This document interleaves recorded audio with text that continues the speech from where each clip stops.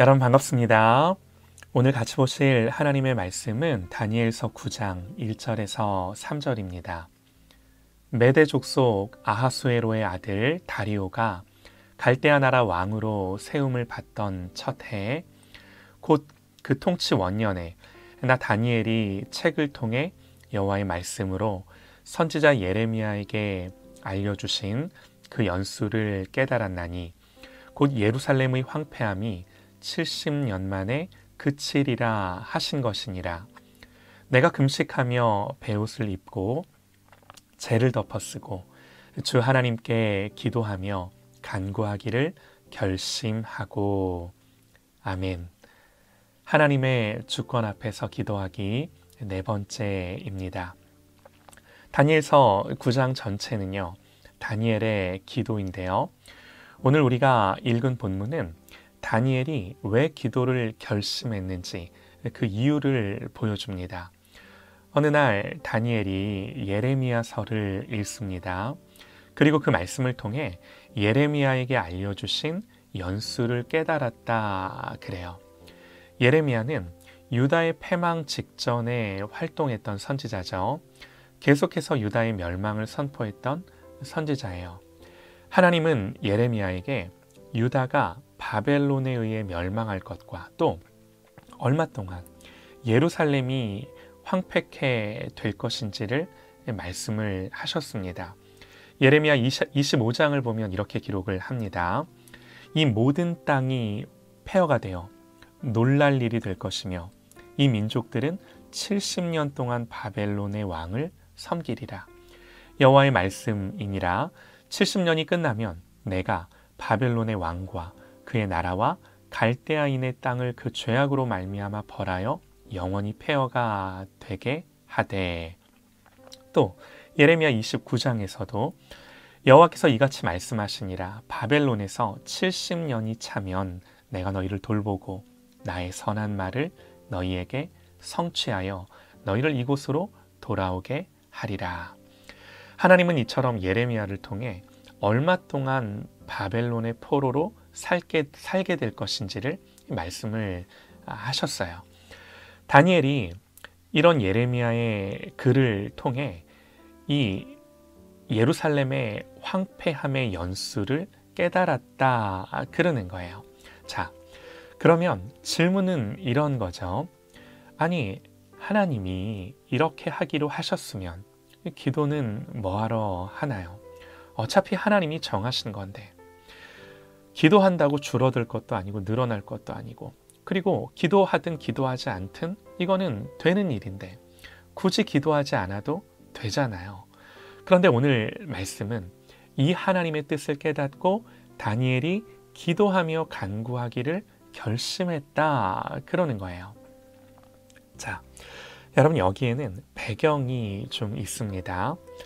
다니엘이 기도하기를 결심했다는 건요, 단순히 기도를 안 하다가 이제 내가 기도 생활을 좀 해야겠다 그러면서 기도를 결심했다는 것이 아닙니다. 다니엘서 6장을 보면 다니엘은 하루에 3번씩 예루살렘을 향한 창을 열고 기도했던 사람이라는 것을 알 수 있어요. 여기서 특별히 예레미야서를 통해 깨달은 기도의 제목을 가지고 기도하고 간구하기로 결심했다는 거예요. 왜 그랬는가? 문맥을 통해 알 수 있는 정황이 있는데요. 다니엘서 8장을 보면 다니엘서 8장은 다니엘이 본 환상입니다. 다니엘은 이 환상을 본 뒤에 나 다니엘이 지쳐서 여러 날을 앓다가 일어나서 왕의 일을 보았느니라. 내가 그 환상으로 말미암아 놀랐고 또 그 뜻을 깨닫는 사람도 없었느니라 그래요. 이게 8장의 마지막 구절이에요. 왜 여러 날을 다니엘이 아팠을까요? 다니엘은 환상 중에 내 짐승에 대한 환상을 봐요. 이 환상은 바벨론을 포함한 앞으로 일어날 네 나라들에 대한 환상이었죠. 그런데 이들 중 한 짐승에 대한 묘사가 어땠냐면 스스로 높아져서 군대의 주제를 대적하며 그에게 매일 드리는 제사를 없애버렸고 그의 성소를 헐었으며 그럽니다. 환상의 내용 자체도 너무나 두렵고 무서운 꿈이었는데, 그런데 그 의미도 다니엘을 낙심케 하고 몸까지도 아프게 할 만한 그런 의미였다라는 거예요. 성경은 다니엘이 이 환상을 보았을 때를 벨사살 왕 제3년이라고 정확히 기록을 하는데요. 오늘 말씀을 보니까 메대 족속 아하수에로의 아들 다리오가 갈대아 왕으로 세움을 받던 첫 해에 그럽니다. 여러분, 이게 무슨 말인가요? 바벨론에서 메대, 바사로 나라가 바뀌고 왕조가 바뀐 거예요. 역사적으로 따져보면 아마도 처음 환상을 본 지 대략 7년, 8년 정도가 흘렀을 겁니다. 무슨 말이냐면 하나님이 보여주신 환상대로 그대로 된 거죠. 이 환상대로라면 앞으로요, 2번의 더 나라가 더 바뀌어야 하고요, 왕조가 바뀌어야 합니다. 그때 다니엘이 예레미야서를 통해 예루살렘의 황폐함의 연수를 깨닫는 거죠. 그런데 문제는 70년의 기한이 차서 예루살렘으로 돌아간다 하더라도 아직도 계속되는 역사의 정한 일이 남아있는 거예요. 아직도 다니엘이 본 환상대로 제사가 폐해지고 성소가 헐리는 일을 겪어야만 했다라는 거죠.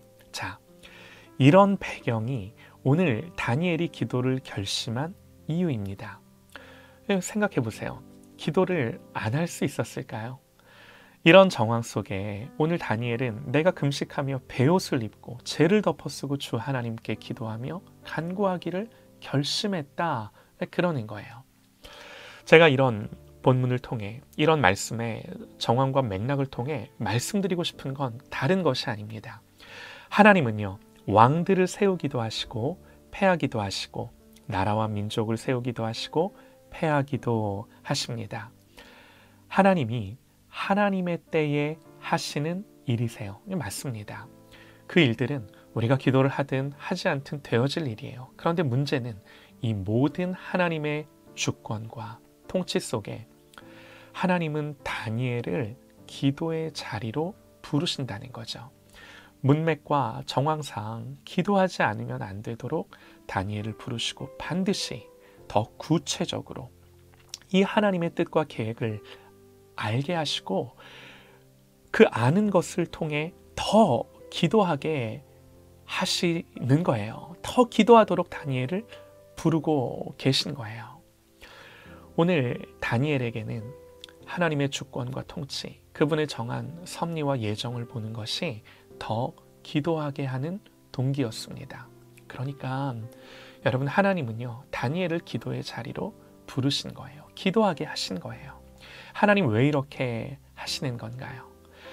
다니엘이 기도하며 더 깨달아야 하는 것이 있었습니다. 그게 다니엘서 9장의 내용이에요. 한번 읽어보셔요. 다니엘이 어떻게 기도하며 이 기도 중에 뭘 깨닫는가.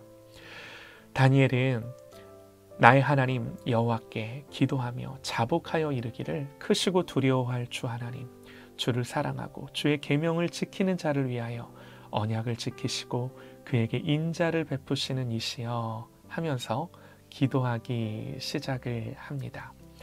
사랑하는 여러분, 하나님이 이 기도의 자리에서 이 시대 속에 가장 중요한 일을 하세요. 다니엘을 만드세요.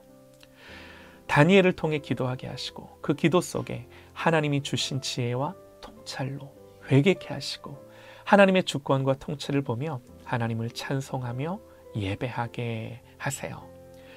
이 땅에 보여지는 것이 다가 아니라 하늘에서 일어나는 이 영적인 일들을 알게 하시고 하나님의 크신 계획과 목적을 알게 하셔서 하나님을 영화롭게 하도록 다니엘을 세우세요.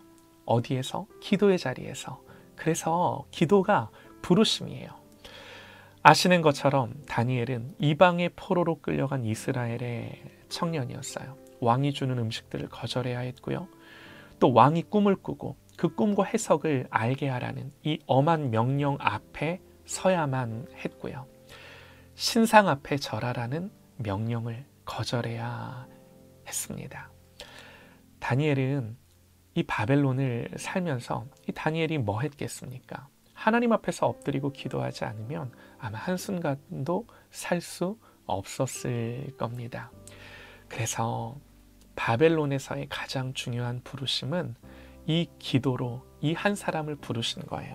그러니까 이스라엘 민족을 바벨론으로 부르신 것은 이 기도하는 한 사람을 위해 하나님이 그렇게 하신 거예요.